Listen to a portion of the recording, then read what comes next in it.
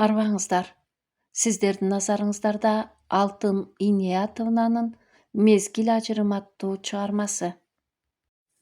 Кечки күн. Кадимки кыйма чийме каттаган маршруттук таксилердин катары сейилдеп, аялдамаларда кишилердин карааны көбөйө түштү. Шаар сыртындагы чөлкөмдөрдө аялдама дээрлик жок эсе.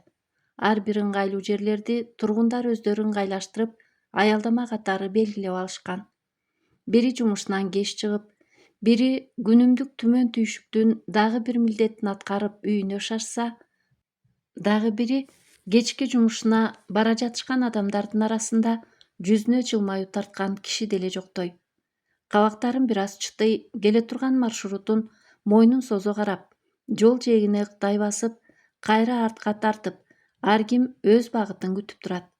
Эл арасында колуна көтөргөн эң чоң баштыгын коерго таза жер таппай, улам бир ыптасына салмагын салып, өз багытына кетүүчү маршруттук таксини күткөн ырыс да бар.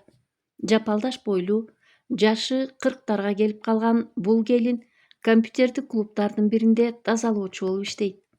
Иш берүүчү акчасын үнөмдөгүсү келгенби, Айтор 2 кабат имаратка 2 эле тазалоочу жалдап алган. Жумушчунун укугун коргой турган мыйзамдар жазылганы менен аны сактап, жумушчу байкушка социалдык төлөмдөрүн төлөп турган жеке ишкер жумуш берүүчү өтө сейрек. Өмүр бою ырыс ушундай жалданма жумуштарда иштеп келе жатат.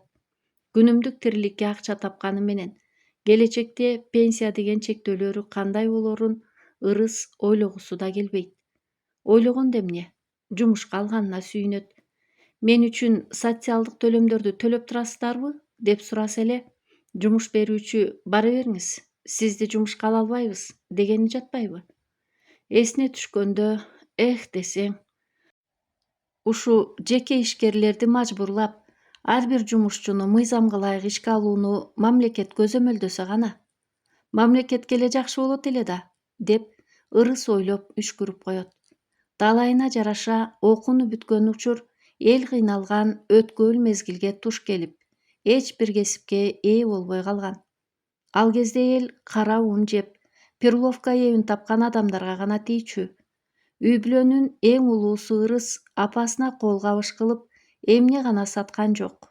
Базар аралап, колуна көтөрүп алып, аркан, жип сатты, лампочка сатты, байпак сатты, акиташ сатты. Дей койчу, сата турган эмне болсо баарын алып сатты. Жумуштан бир чарчаса, тыгылышкан маршрутканын ичинде 2 чарчап, ырыс илкий басып үйүнө жетти. Босогон аттаганда күйөөсүнүн бут кийими таманы 2 эли ылай болуп, бири ары жакта, бири бери жакта көмкөрөсүнөн жатыптыр. Ырыс ичинен акмак, дагы ичип келген тура, деп ачуусу келе түштү. Ушундай күндөрү андан ары үйгө кирбей эле артка бурулуп, үйүнө, апасына кетип калгысы келчү. Апасынын жанында тээ бала кездегидей беймарал, капарсыз, жан дүйнөсү тынч болуп калар эле. Ырыстын ичинде зары, таарынычы, ызасы кайнап чыгып, аттап-уттап барып, ортоңку бөлмөнүн эшигин жулуп ачты. Төрдө кирдегенине майланышып, куралган курагы деле билинбей калган жер төшөктө аяшы канат колун чекесине алып чалкасынан жатыптыр. Столго өбөктөп, үңкүйүп күйөөсү Нурик отурат. Бөлмөнүн ичи чылым, арак жыттанат. Ырыс ошол кечте аяшы машина менен бирөөнү сүзүп алып, из жашырып, ырыстын үйүнө жаңы эле качып келип отурганын билди. Үйдүн ичи жагымсыз бир энергияга толгондой. Дубалдары саргарып, шыбы жапыс бөлмөнүн көрүнүшү ого өтер маанайды чөгөргөнсүйт. Аяшынын сунушу менен Нурик экөө кырсык болгон жерге кайра барып, сыртынан байкап келмекке жөнөштү. Кетип баратып Нурик ырыска: эч кимге айтпа, деп кетти. Эркектерди сыртка узатып коюп, ырыс үй тирилигин иретке келтирип тамак жасоого киришти.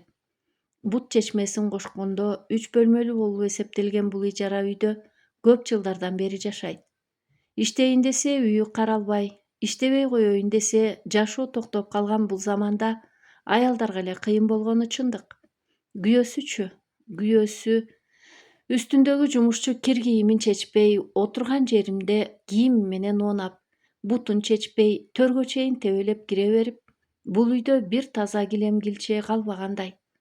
Бала чагынан кийимин өйдө коюп, этияттап кийүүгө үйрөнбөгөн бул эркекке 1000 жолу какшап айтса деле кулагына кирер түрү жок. Баш кошкондоруна аз убакыт болсо да, муну сыйга киет экем, таза кийейинчи деген бир ою жок күйөөсүнүн аркасынан жыйнап, тазалап жүрүп, ырыс эбак эле чарчап бүткөн. Ана тигине, баш кийими тиги бурчта будаланып жатат. Баятан бери баш кийимдин үстүнө жатып алып бирөө онаганбы? Айтор баш кийим эмес эле батек болуп калгандай. Ал эми бут кийим өзүнчө бир маселе. Жанагы сыртта баткак болуп жаткан бут кийимин тазалап кийгендин ордуна сый конокко киесиң деп ырыс тазалап, жылтырак баштыкка салып, ары коюп койгон жаңы бут кийимин кийип кетиптир. Ырыс оорушкуруп алды. Караңгычылык эч ак эле коюуланып, эл жатаармал болду. Аяшы менен күйөөсүнөн дайын жок. Нурик менен Канат таң атканча үйгө келбесин ырыс билген жок. Аңгыча оозгу бөлмөнүн терезеси акырын тыкылдады. Ырыс 3 жолу ыргак менен тыкылдаган дабыштан улам ким экенин сезип, иштеги түйүлүп, жүрөгү ысып кетти. Эшикти ачып жиберди да маңдайында турган келишимдүү жигитке каргылданган үнү менен «Эмне болду? Эмне келдиң?» деп жиберди. Канат менен Нурик кырсык болгон жерге жете келишти. Жабыркаган адамды тез жардам алып кетиптир. Топтолгон эл тарап 3-4 киши гана четте турат экен. Канат да бара албай имерчиктей түштү. Бүткүл боюн майда калтырак басып, чыйрыгып чыкты. Бир орунга тура албай, тыбырап чуркап кеткиси келет. Жүрөгүнүн соккону өзүнө угулуп, башы кеңкирейт. Шырп эткен дабыш болсо эле мына азыр Канатты милиция кармап кетчүдөй болот. Сен барып келсең тети кишилерге, деди Канат. Нурик, барып эмне деп айтам, деди. Тамеки сура, эмне жөнүндө сүйлөшүп жатканына кулак сал, деди Канат чыйрыккан үнү менен. Нурик коорашып турган адамдардын жанына жай басып барды. Алар башка эле бир темада орус тилинде сүйлөшүп жатышыптыр. Нурик бир даана тамеки сурап алды. Адамдардын бири өз күйгүзгүчүн жандырып Нурикке сунду. Нурик ыраазычылык билдирип, адамдардан алыстап, оочот турган дүкөнчөгө чылым күйгүзгүч алып алайынчы деп ойлоп баш бакты. Көз айнегин мурдуна ийилип алып, калың дептерди оодарып, бирдемелерди жазып жаткан сулууча эже башын көтөрүп, «Эмне аласыңар?» деди. Нурик кырсык тууралуу сурап көрбөйүнбү деп ойлоп калып, «Эже, жана ушул жерден бирөөнүн машина коюп кетти дейби?» Дүкөнчү эже, «Ооба, ылдыйда жашаган орус чал бар эле, ошо чалды сүзүп бир машина качып кетиптир», деди. «А эмне болду? Сен ал кишини тааныйсыңбы?» деп уда эле суроо узатты дүкөнчү. Оозунда даяр жообу жок Нурик эмне дерин билбей, жөн эле, эшикте сүйлөшүп жатышат го, ошону эле сурадым, дей салды. «Эже, кандай машина экен?» деп сурап жиберди. Дүкөнчү, «Билбейт экем анысын», деди жактырбагандай. Чынында дүкөнчү эже уулу кырсыкка күбө болуп, машиненин түсүн да, номурун да жаттап калганын эч кимге билдиргиси келбеди. «Эмне, күткөн эмес белең?» деп ыржая жигит ырысты жөөлөй үйгө кирүүгө умтулду. Бул жигиттин аты Руслан, бойдок. Жашы ырыстан 5-6 жашка кичүү. Ырыстын атуулдук никеде жашап көргөн 3-чү күйөөсү. «Акча керек болуп атат, акча бересиңби?» деди Руслан ырыска. Ырыс итатайы тутула түштү да, «Кайдагы акча? Менде жок, болду. Келби экинчи, мен турмушка чыккам», деп келин үнүн бек-бек чыгарды. «Мейли, өткөндө өзүң телефон чалып, акыл эсинен айныгандар баруучу ооруканага алып бар деп ыйлап атпадың беле? Пивого тоюп алгансың го, ошондо. Доктурга барбай калдыңбы?» деп каткырып жиберди жигит. Ырыс ошол күндөгү окуяны эстеп кетип уяла түштү да, «Тур, бар кетчи», деп жиберди. Руслан ылжаңдап, «Бул аэродромдо ошобой калган турбайбы?» деп эки колун джинсы шымынын чөнтөгүнө шыкай салып, ийиндерин куушура үңкүйө басып сыртка чыгып кетти. Руслан иштесе ишке, аш десе ашка тойбой турган жигиттик доорунда үй бүлөдөн же иштеген иштен жок колоктоп басып жүрүп, жашы 30-дан ашыптыр. Ата-энеси кулагынын кужурун койбой сырттан окуу бөлүмүнө тапшыртып, акча тыйын берип, эптеп экономист кесибинин дипломун алып беришкен. Бирок Руслан ал кесипте бир күн да иштеп көргөн жок. Руслан өзү техникага абдан кызыгар эле. Өспүрүм кезинде машина куруу боюнча теле берүү болобу же журналдардан болобу, айтор машинага байланыштуу материал көрүп калса эле жантыгынан жата калчу. Бирок ата-эне баласы үчүн чечим чыгарышкан. Койчу, кайдагын айтпай. Бизде машина чыгарган завод жок болсо, каяка барып иштемек элең? Деген ата-эненин чолок акылы баланын кызыгуусун биротоло өчүрүп, бала умтулган таттуу кыялы жок жүрүп, бой тартып, мына минтип тамаша чынын аралаштырып сүйлөгөн ажы кыз жигитке айланган. Аттиң десең, ар бир үй бүлөдө ар бир баласынын кызыгуусун байкап, бала өзү тандаган багытына макул болуп, аз да болсо шыктандырган ата-энелер көп болсо гана. Жок. Тескерисинче баары эле балам кара папке көтөрүп, ак көйнөк кийип, тез эле жетекчи боло калат деп кыялданышат окшойт. Руслан ырыстын үйүнөн чыкты да эч ойлонбостон эле Тулиева көчөсүндөгү эркектер үчүн өзүнөн өзү пайда болуп, уюшуп калган эс алуу аймагын көздөй жөнөдү. Аты менен даңкы чыккан бул көчөдө түнкү көпөлөктөр кызмат көрсөтүшөт. Ал жерде дээрлик ар бир экинчи үйдүн дарбазасында мончо, кыз жок деп жазып коюшкан. Руслан бул жердин кардары, кайсы мончодо кандай кызматтар бар экенин 5 колундай билет. Совет мезгилинде кымбат, бир импорттук товарга эл кезек күткөндөй, бул жерде Руслан да өз кезегин күтүп, чала була жуунуп, жылаңач шыйрактарын көрсөтүп оронуп алып, кезектеги кардарды кабыл алмакка жүгүргөн кыздарды шыкаалап, дала ирет туруп калган күндөрү болгон. Русландын бул балиттик менен ыймансыздык уялаган жерге болгон ушул жолку сапары тагдырына чоң бурулуш жасаарын сезбей, чыйт түкүрүп кете берди. Канат үчүн жарытарлык эч нерсе биле албай Нурик кайтып келди. Канаттын өңү бозоруп, бүрүшүп, такыр эле болбой калыптыр. Эртең өзүм барбасам болбойт. Мен мынтип жүрө албайм. Ай атта, деп кыжалат болгон Канат бир орунга тура албайт. Кырсык болгон жерди таштап кетүү да өзүнчө айыпталат да, деп айласы түгөнүп Канат бетине эки алаканы менен жышып сүртүп алды. Канча жылдан бери досунун ойт бермесин жакшы билген Нурик анын өзү барып колго түшүп берерине анча ишене албай турду. Чылым кыйгызгыч сатып алган жигит сыртка чыгып кеткен соң дүкөнчү эжени уулум күбө болгонун айтасыңбы же айтпай эле койсуңбу деген суроо кайра жаңырып кыжаалат кылууда. Энелик жүрөгүндө уулун ар балиеден коруп, ашыкча маселеси жок жүрүшүн каалаганы менен бир үй бүлөгө түн түшүп турганда билип туруп, унчукпай коюуга да адамдык абийири жол бербей, эмне кылаарын билбейт.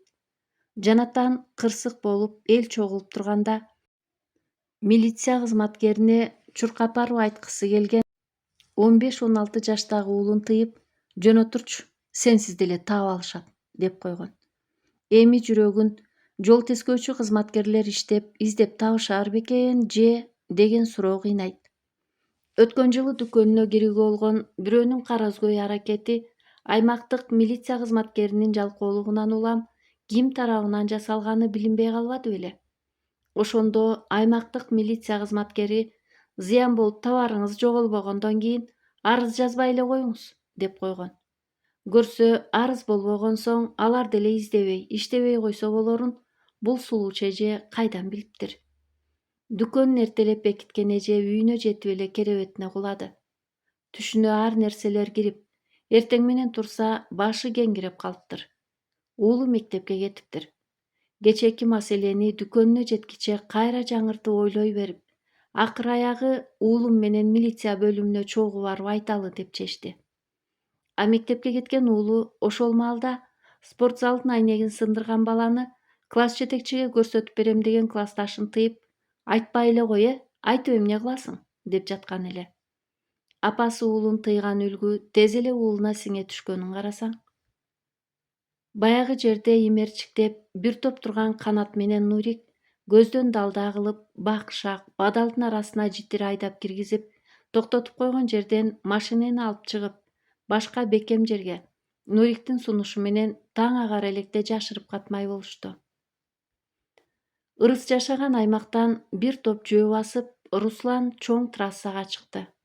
Шаар аралык каттаган экспресс маршруттук таксилер да токтоп, айлана терең уйкуга камынгандай.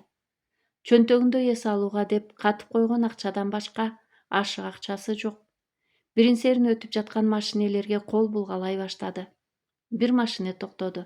Руслан: «Байке, кайсыл жерге чейин барасыз?» деди машиненин эшигин ачып. Айдоочу шаардын кире беришинен бурулуп кетет экен. Баятан Тулиева көчөсүнө 1-2 квартал болсо да жакындап барган машина болсо жакшы болмок. Шаардын ичине кирген соң кымбат таксиден башка айла жок болуп калат да. Андан көрө дагы ары барчу машина болсо багытташ болуп түшүп алайын да андан ары жөө чыгайын деп ойлоп турган Руслан машинанын эшигин жаап: «Мейли, рахмат» деп ал машинага отурбай узатып жиберди. 3-4 машинаны тосуп оюндагыдай болбой жатты. Аңгыча жылтылдаган аппак машина келип токтоду. Эңкейип терезесинен караса, 45 жаштардагы жакшынакай айым рулда экен. Автобекет кесилишине чейин бараарын билип, Руслан сүйүнүп кетти да, отурайын деп машинанын арткы эшигин ачса, эркектин узун буттары сороёт. Айдоочу айым: «Астына отуруңуз» деди. Магдыраткан музыка, жагымдуу атыр жыт каптап, жүрүп баратканы билинбей мелмилдеген салондо Руслан уйкусу келип кетти. Бой десе бою, өң десе өңү бар бул жигит жанында отурганда эле айдоочу айым ага көз кырын салып койгон. «Шаарда жашайсызбы?» деди айым. «Ооба». «Канча жаштасыз?» «Көп эле, эже». «Эмне жумуш кыласыз?» «Эл катары». «А автобекеттен да башка жака кетесизби?» «Жок». Кашы көзү заманбап жасалгаланган бул айымдай аял заттар Русландын табитинде эмес болчу. Чачынын өңү бир башкача экен, фаранын жарыктарына чагылса, өлгөн кишинин чачындай көрүнөт экен, деп ичинен ойлоп койду Руслан. Айдоочу айымга бул келишимдүү жигиттин көп сүйлөбөй, атайын даярдалган тыңчыдай болгон турушу жагып кетти. Бир суроо сурасаң, бүткүл өмүр баянын төгүп таштаган сүйлөөк эркектерди бул аял жек көрөр эле. Бир жумадан бери бир чоң ишти ишке ашырууга даярданып жүргөн айдоочу айымга чоочун, көп сүйлөбөгөн, келбеттүү бир жигит керек болчу. Бул митам аял үчүн Руслан чоң табылга болду. Эми бул жигитти имерүү керек деп айым ичинен кымыңдай баштады. Руслан кеткенден кийин ырыс телмирип жер тиктеп отуруп бир ыйлап алды.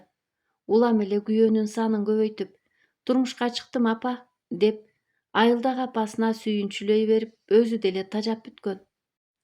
Тээ илгери 19 жашында ак никелеп алган жарын мажыкый экен, кулак мээни жейт экен, кызганчаак экен деп апасына айта берип ажырашып алгандан кийин ичи жылып, өзүн анын жанында ишенимдүү сезгидей эркекке жолуга алган жок.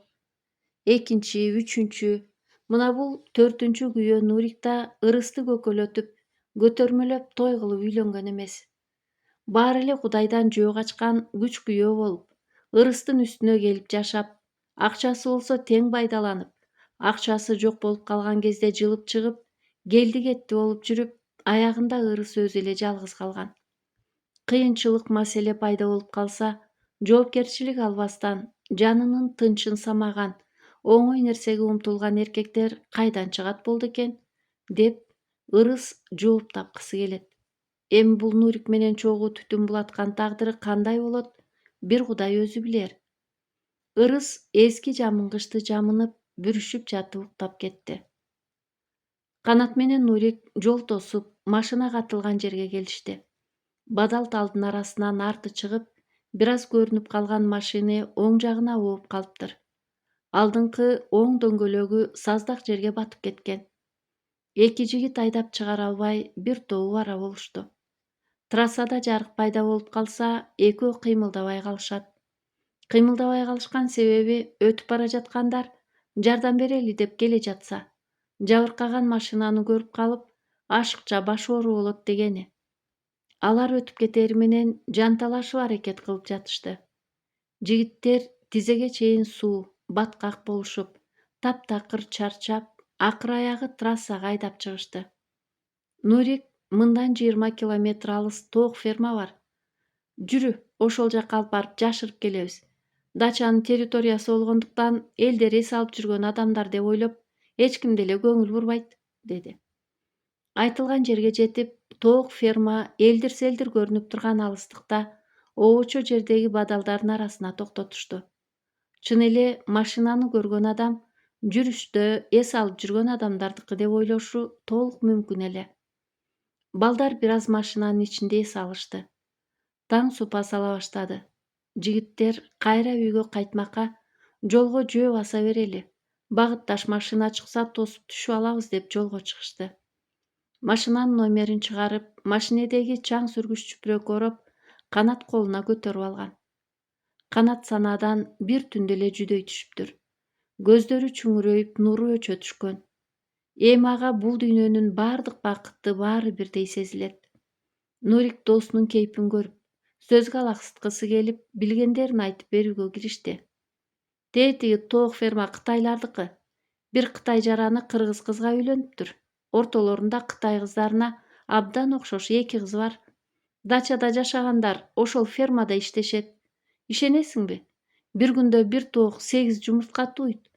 Күнүгө 10 түрдүү таблеткалар берилет. Өндүрүмү жоголгон тоокторду семиртип, союп сатышат. Булардын тоокторун бышырсаң даамы жок, анан тез эле эзилип кетет. Канат Нуриктин айткандарын угуп баратканы менен санаасы санга бөлүнүп, чийки май жеген немедей. Жай убакыт санаасы жок болгондо эне деп эркектердин оозундагы көнүмүш сөздү айтып таң калмак. Ооба десең, урушса да, жаман көрсө да, ачууланса да, айтылчу ар бир эркектин оозуна келчү бул сөзгө элдин кулагы деле көнүп бүткөн. Бирок сырттан келген адамдардын арасында эмнеге мынтип ислам ишенимдеги өлкөдө бири-бириңердин апаңарды терс жагдайда эске салып турасыңар, деп таң калгандар бар экенин баары эле биле беришпейт. Аңгыча ферма тараптан машина көрүндү. Нурик Кытайлар экен, булар азыр токтобойт. Мен азыр токтотом, деп күтүп туруп калды. Уулу сабактан келген соң дүкөнчү эже милиция бөлүмүнө барып келебиз, деди. Кабагын чытып үтүрөйгөн уулу: "Апа, мен азыр кайра кетем мектепке.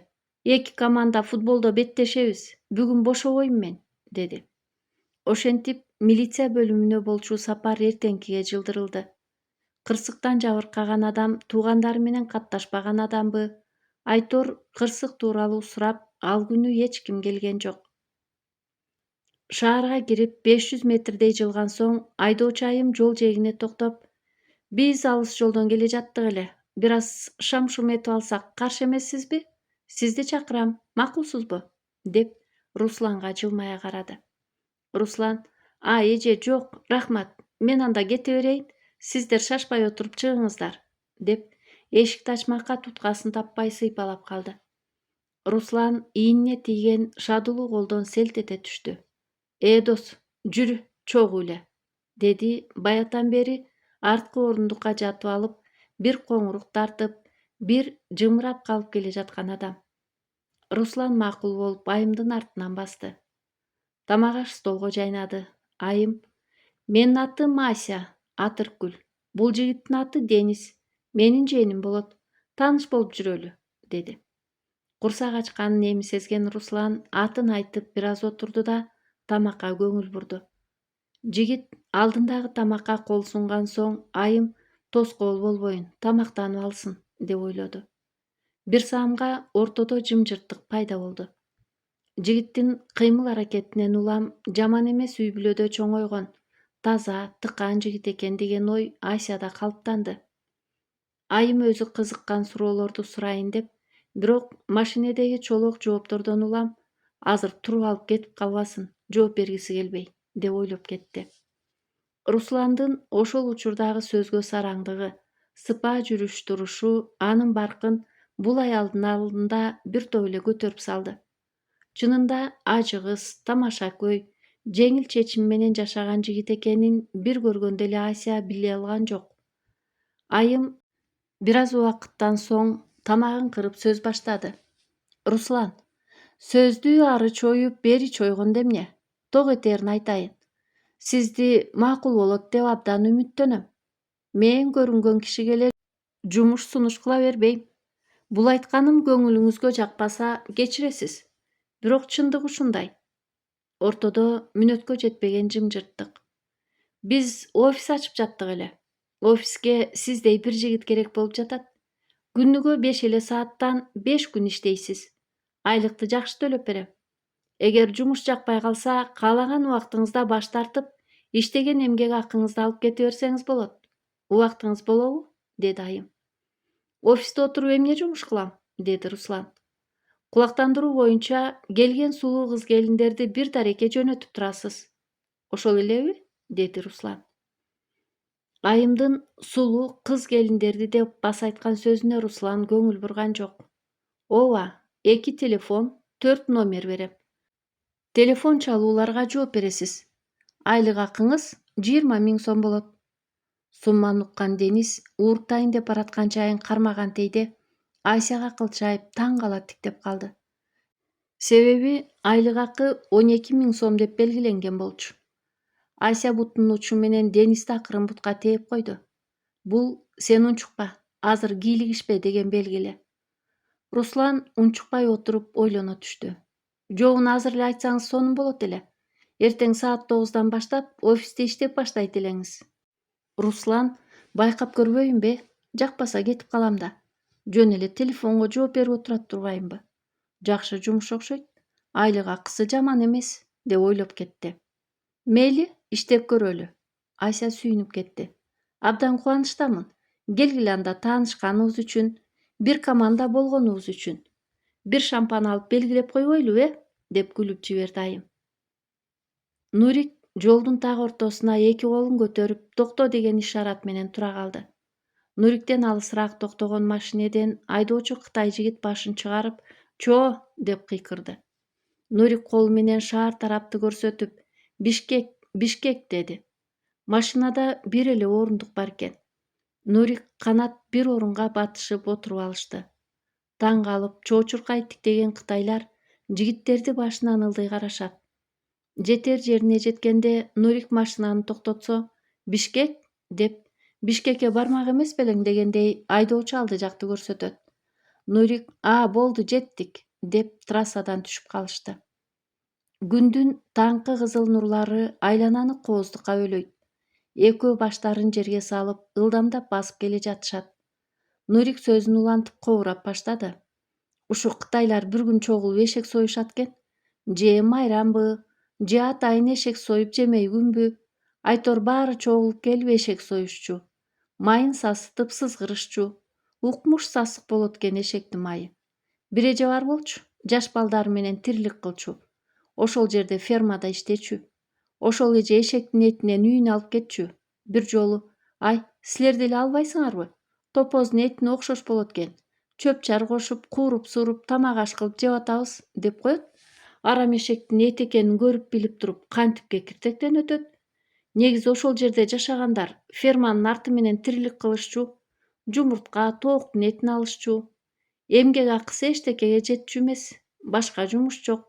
Шаарга барып келип иштейин десең, транспорттон кыйналасың.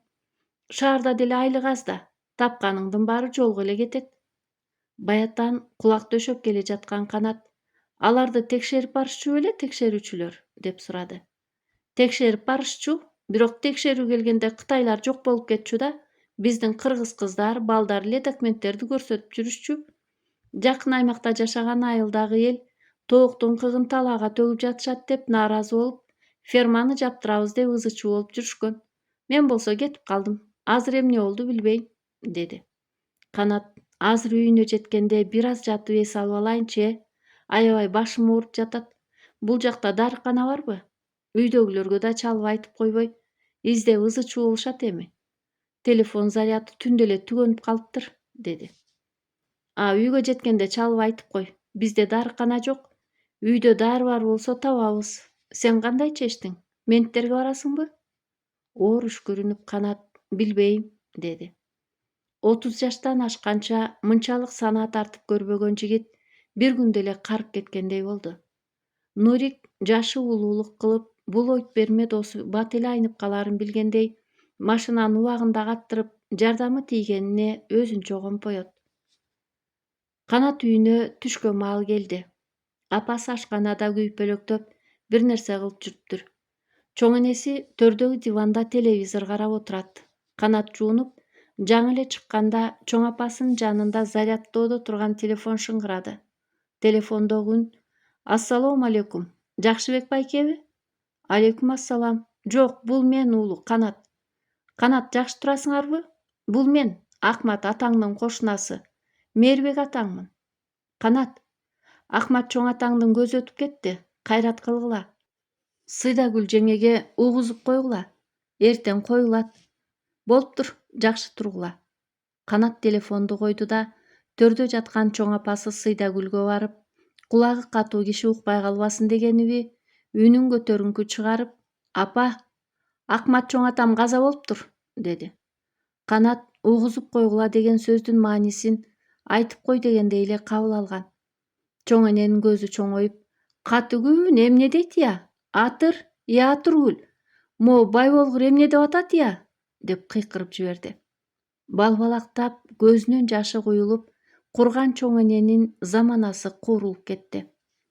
Ашканадан чуркап келген Канаттын апасы Атыргүл Канатты жекире карап: «Ок, жерге кир», деп алды.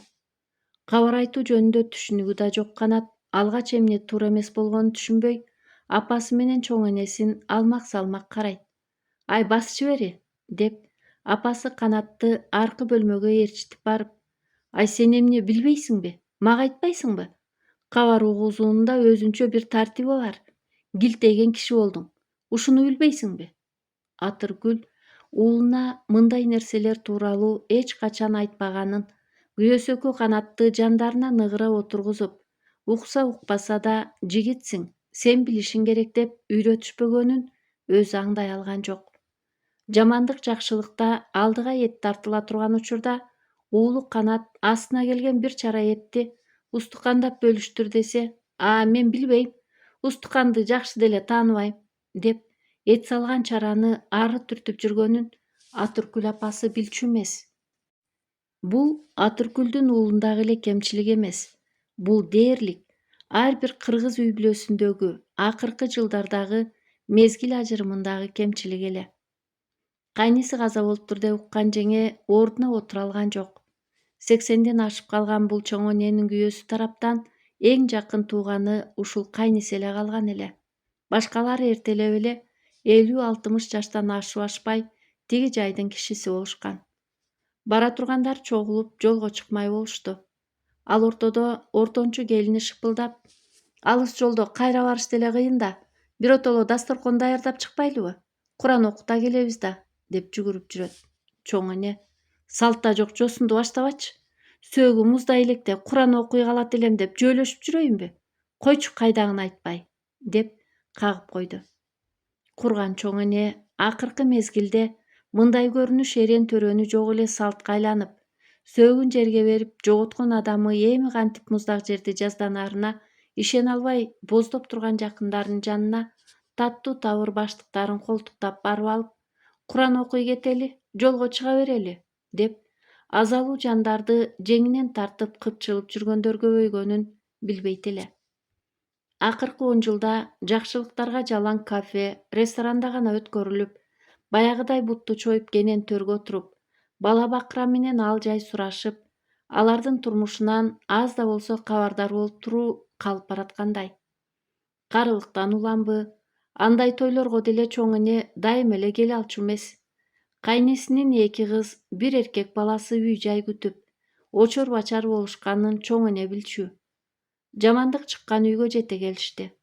Эркектер машинадан түшүп, өкүрүк салып алдыга жөнөштү. Аялдар аярлай басып артынан ээрчишти. Үй тараптан үн чыкпады. Кадимки боз үй да жок. Чоң энени сөөк жаткан бөлмөгө киргизишти. Аялы каза болгон соң 18 жыл бойдок өмүр сүргөн кайнесинин башында 2 кызынан башка жан киши жок. Көздөрүнө бир тоголок жаш албай отурган 2 кыздын бетинен өптү. Мелтиреп моло таштай катышат. Чоң эне таң кала түштү. Тунжураган, Бир ыйлаган киши жок. Үрөй учурган бул көрүнүштү Сыйдагүл апа өмүрүндө биринчи жолу көрүп отурат. Капырай. Кутула тажаган эмедей ушундай да болобу? Ыйлаган бир киши жок. Ушунчалык жек көрүндү өмүр сүрдү беле? Бар тапканын балдарына чаптап. Айрымдарга окшоп, кайра төшөк жаңыртам деп чаманбай, зыңкыя басып, зымырайып жашоо кечирген, билимдүү, журтуна кадыр бар кайнисинин акыркы сапары ушундай болот беле? Жакшы көргөн итиң өлүп калса деле жүрөгүндө мээрими бар адамдын көзүнө бир тоголок жаш келет эмеспи? Балдарына итче да кадыр өткөн эмеспи? Деп көзүнөн аккан жашын улам бет арчысы менен сүртүп, эне ызалуу. Алыс жакындан келген кишилер улам көбөйө берди. Сырттан бышактап келген аялдарды бат эле бас-бас кылышып бөлмөдө өлүү жымжырттык. Аңгыча бөлмөгө кирип, кабагын чытып, колдорун силкилдетип, сөөк башында отурган эки кызга бирдемелерди айтып жаткан өзүнүн улуу келининин ооз эле кыбырайт, эмне деп сүйлөп жатканын дааналап чоң эне уга албады. Кайнисинин баласы да, кыздары да дин ишениминде экенин Сыйдагүл кабары жок эле. Мал союуга, боорсок бышырууга, ыйлоого катуу тыюу салынган экен. Аркы кичине үйдө 2 сааттан бери эненин улуу баласы сөөк ээсине кыргызда канга сиңген адат бар экенин түшүндүрө албай, коро толтура элди кайда батырып, эмне кылганы жатканын өзүн түшүнө албай, талаш-тартыш болуп жатканын эч ким билген жок. Эмне, эт жегени келдиңер беле? Деген үй ээсинин айтуусу боюнча сөөк коюлгандан 3 күн өткөн соң кафеге Куран окулат экен. Кафеге кетчү чыгым менен сөөк башындагы чыгымдын айырмасын түшүнө албай, эненин уул келини бушайман. Үй ээсинин чечими кандайдыр бир деңгээлде туура экенин, эл арасында калыптанып калган жамандыкта мал соймой деген көрүнүшкө көнгөн бул улуу муундун кабыл алышы, макул болушу күмөн эле. Айтор ары-бери кетип жатышып, бир жылкы союлду. Жылкыны 5000 сомго союп, чучук, казы, картасын даярдап берген атайын кызматта бар экен. Боорсок жасалып, баарына көнүмүш үрп-адатка ылайыкташтырышты. Өмүрүнүн акырына чейин күйөөсүнүн колуна кол, бутуна бут болгон кичпейил кайнисин жерге берип, ичи туз куйгандай ачышып, жеңе көз жашын тыя албайт. Ася, Денис жана Руслан болуп кайра жолго чыгышты. Ортодо жымжырттык. Үчөө бири-бири менен жылдызы келишкен командага түзүлгөн жагдайды бойлоруна сиңирип, ар ким өз ойлору менен алектей. Ася ичинен абдан кубанып, маанайы көтөрүңкү. Эртең сейфтин ачкычын Русланга таштоого туура келет. Бул жигит тууралуу дээрлик маалыматым жок. Жашаган жерин, кайсы даректе жашайт экен көрүп алайын. Сейф деген менен ичинде акча тыйын деле жок. Болгону кыздар тууралуу маалыматтар бар, деп ойлогон Ася бул жагынан Русланга ишенбөөчүлүк кылып чочулаган жок.